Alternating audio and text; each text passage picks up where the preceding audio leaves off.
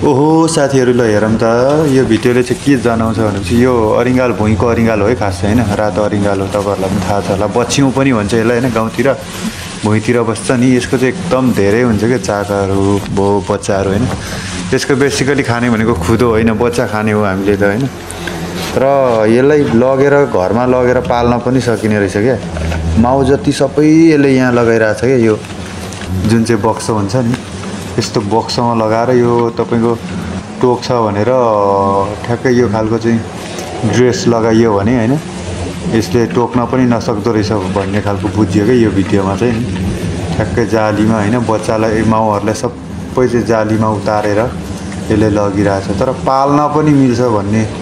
मैले चाहिँ बुझेको अनुसार हो यो चाहिँ लगेर पाल्न पनि मिल्छ अरे हैन त पालिया चाहिँ छैन तर मिल्छ अरे भनेको सुनेको मात्रै हो तर यसरी हामीले काट्न पनि सकिने रहेछ है माउरी भयो यो चाहिँ बच्चिउँ भयो हैन अरिङ्गाल भयो हैन अरिङ्गालको बच्चा त एकदमै मिठो हुन्छ हामीले पनि खाएको गाउँतिर तपाईहरुले पनि कतिपयले खानु भयो होला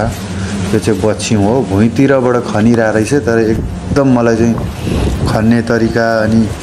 यो ड्रेस हो हैन टोक्न पनि नटोक्ने रहेछ के यो खालको ड्रेस लाएर पन्जा ग्लोभ्स लाएर एकदम सुरक्षित साथ हामीले चाहिँ गर्न सकिने रहेछ है गर्न सकिने रहेछ खन्न सकिने रहेछ हैन र काट्न पनि सकिने रहेछ भन्ने बुझियो के हेर्नुस् यत्रो ठुलठुलो पाना निस्किरहेछ हैन कुनै समयमा हामीले पनि काटेको हो त्यसकारणले गर्दा यो चाहिँ काट्न पनि सजिलो त्यस्तो आगो लागिराख्न पर्दैन के हेर्नुस् नत्र आगोले डढाउन पर्ने हुन्थ्यो हैन आगोले पनि नडढाइकन एकदम मज्जासँगले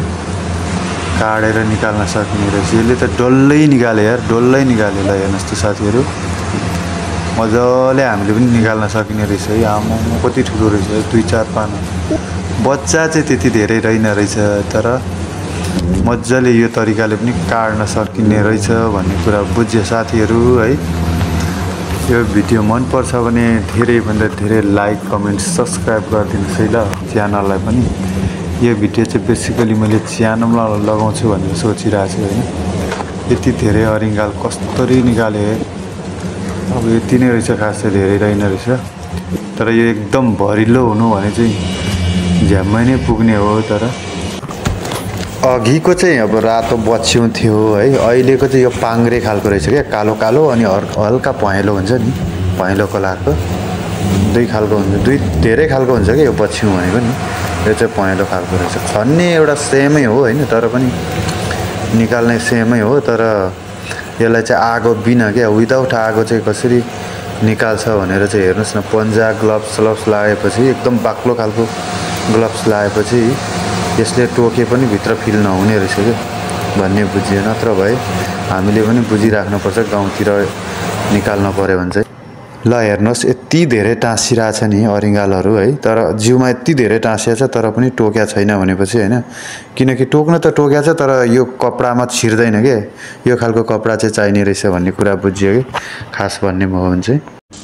ल हेर्नुस् कति मजाले बोतलमा पनि लगाउन मिल्ने रहेछ के बोतलमा सबै छिरिरहेछ के तर चिली राखेको छैन किन भन्ने कुरा हो क्या त्यही भएर यो खालको कपडा लगायो भने चाहिँ चिल्दैन रहेछ भन्ने थाहा भयो क्या यो चाहिँ खासमा पालेको अरिङ्गाल जस्तो लाग्छ मलाई हेर्नुस् त रुखमा